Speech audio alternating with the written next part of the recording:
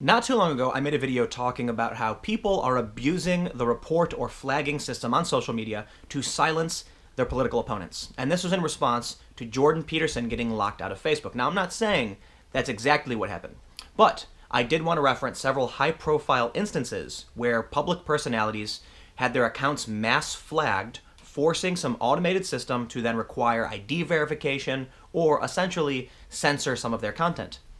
Well, why am I bringing this up? Because, for those that don't know, some of you probably do, this is probably what happened to one of my videos just a few days ago when I got a community guideline strike and had a video removed for harassment, even though I certainly broke none of the rules.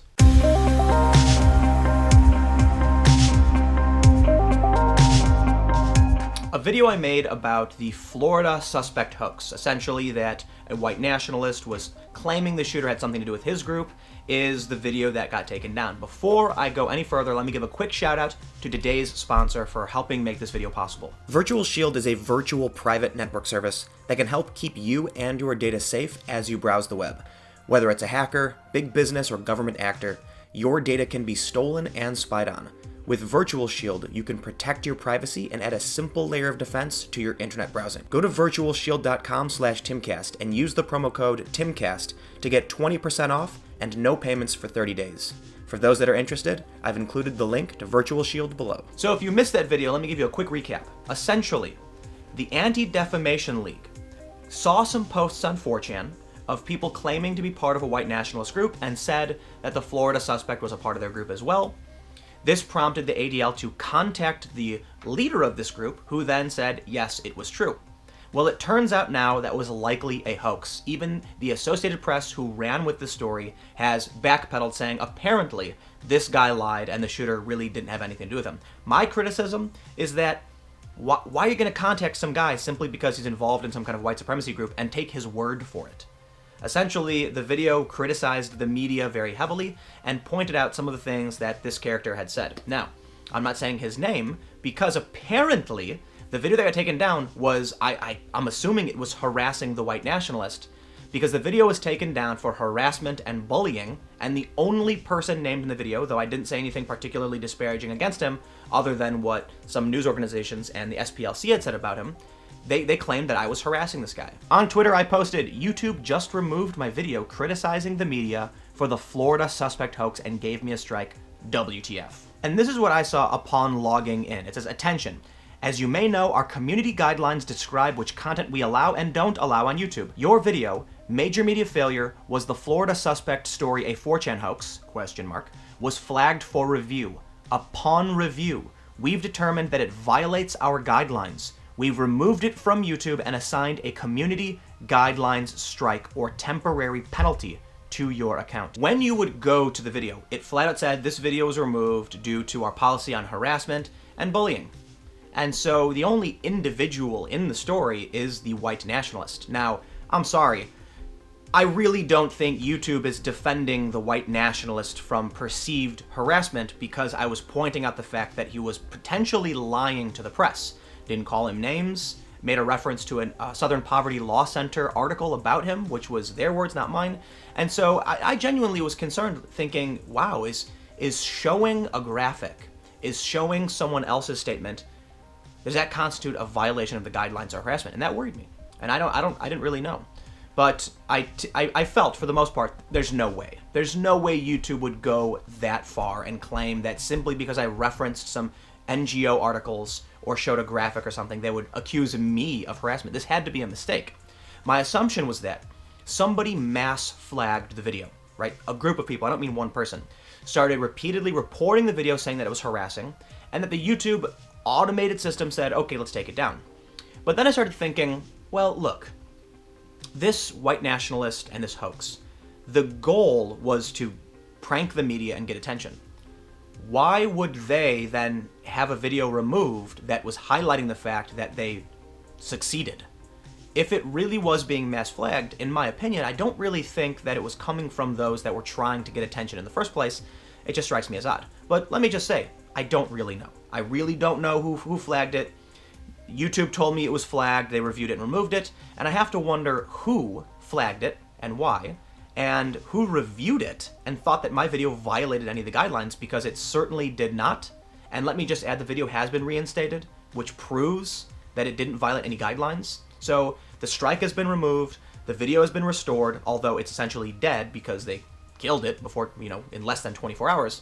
But the point is, it didn't violate any guidelines. So then who did this? Well, I can make some assumptions.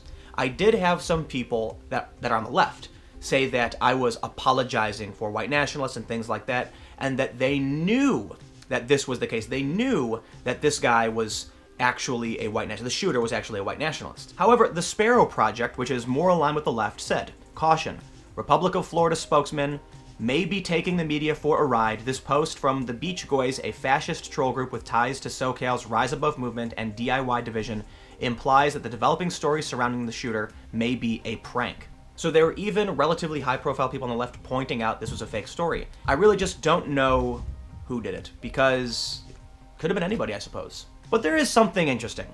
On August 1st, 2017, the Anti-Defamation League applauded Google and YouTube in expanding initiative to fight online hate, where they say, "The ADL is a select contributing member of YouTube's Trusted Flagger program, created in 2012 to enable organizations to notify the platform of content that violates their community guidelines. Google is a long-standing member of ADL's Silicon Valley Anti-Cyber Hate Working Group." My video was pretty critical of the Anti-Defamation League because they sourced information from 4chan. Do I think they are the ones who reviewed the video and flagged it? I'm not saying that at all. The reason I'm bringing this up is that certainly I did criticize them, and certainly they do have that power, but there are many organizations that are NGOs that have a reason to claim that there are certain hate groups tied to certain events, and the Anti-Defamation League is absolutely one of them. One of these groups, whoever it might have been, reviewed my video. Or I shouldn't say one of these groups, but somebody reviewed my video and said this is a violation and had it removed. But I do want to point out, when you're a hammer, everything looks like a nail. And these NGOs that exist to target hate groups have to justify their existence to the public, to their donors. And I don't mean this just for the Anti-Defamation League or the Southern Poverty Law Center. I mean this for nonprofits, period. I used to do fundraising for nonprofits, and we had to justify our existence. If a nonprofit wins the fight, let's say you're fighting to end deforestation in the Amazon, and then you do, your job's over. You've succeeded. Congratulations, mission accomplished. So what is a person to do if they're facing the end of their career? Well, most of these organizations will find the nail. They're the hammer, they see the nail, and then it just seems like the problem gets worse and worse and worse when it actually might be getting better. It's one of the reasons why I left the nonprofit fundraising industry. And I was pretty good at it. I was a director. I just felt like you couldn't really solve the problems, and that the problem had to be worse if you wanted to convince people to continue giving you money. Now let's pop over and look at the YouTube community guidelines to make sure that this never happens again. Well, actually, I can't make sure it never happens again, but let's just see, did I ever violate the community guidelines in any way? Nudity or sexual content? Yeah, absolutely not.